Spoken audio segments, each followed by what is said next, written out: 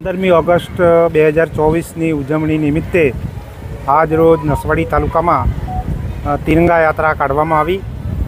ખાસ કરીને તમામ તાલુકાના તમામ અધિકારીઓ તથા ગામના અગ્રગણ્ય નાગરિકો, સ્કૂલના બાળકો મોટી સંખ્યામાં ઉપસ્થિત રહી અને આજની તિરંગા યાત્રા એકદમ સફળ બનાવી છે।